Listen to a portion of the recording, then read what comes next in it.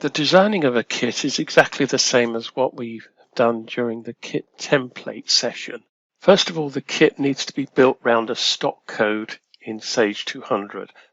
I can, if I want to, add a labor and a material cost overhead to that kit so it'll be included in the cost. What I then effectively do is add components to that kit.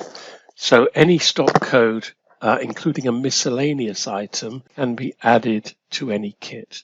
So I just identify the item it is and the quantity. So I've built my kit. What you can't add to a kit is a free text line. And also the kitting doesn't use the units of measure calculations that Sage has in place.